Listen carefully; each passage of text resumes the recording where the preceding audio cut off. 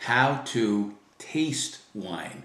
You know, you don't really have to know that much to go to wine tastings and sound like, you know, like you've been around the block. And you know something, I'm far from an expert. I'm someone who likes a good wine and has done a little research on the best way to taste it and enjoy it. All you have to do is remember your S's, okay? The first thing, after you open this bottle, of course, and you let it breathe and let it aerate for at least a half an hour. The first thing,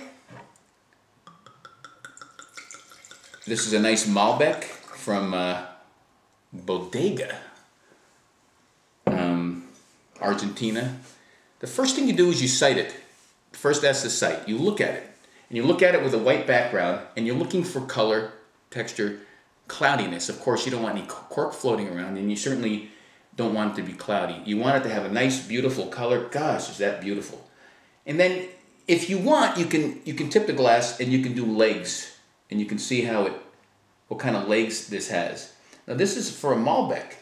It doesn't look like it has a lot of legs. It doesn't have a lot of trails on there. You get a little more with your more bolder reds. So interesting. That's your first S. So what's your next S? Well, the next S is this. It's called Swirl. And you need a nice glass like this. And that's the best way to swirl. This will further open it up. There you go. You get a nice big wide-bodied glass, and this will further open it up. You don't want to make sure that you don't spill any off the top. You don't want to waste wine. You don't want to make a mess. So there's your second S. You got sight. You got swirl. Third S. Use your schnauzer, your snout, your snorter to give it a good sniff. Put your whole nose in there and breathe in the bouquet. Wow. And then while you're in there, try to think about what you're smelling. Of course, you're going to smell lots of berry, very jammy. This is like I said, a kind of a hearty, a heavier red. But if you drink let's say if you have a white, a Sauvignon Blanc, you're going to smell a lot of nice citrus and passion fruits and kiwis. There's amazing things you're going to smell. Let's smell again. This is very crisp. But you can smell a little of the oak in there. You're going to get so many different diverse smells because of aging in oak, which is the most prevalent way, although there's a lot of aging in stainless steel, and a combination of both. So there's your third. Sight, sniff, smell.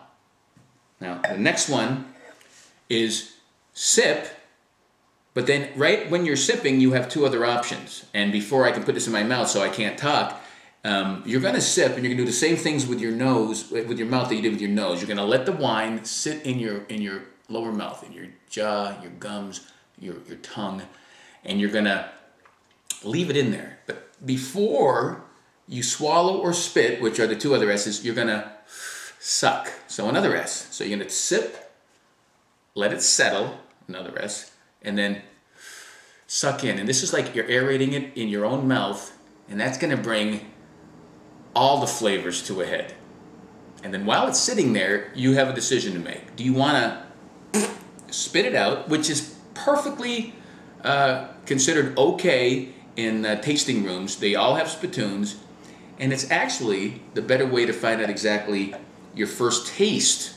Your first taste, not your first swallow, your first taste. It lets you know exactly how your palate is greeting this wine. So I prefer the spit. I don't have a spittoon in here today, so I'm going to swallow, which is another S. But the best way to taste it for your first time is to sip, suck, settle, and then spit.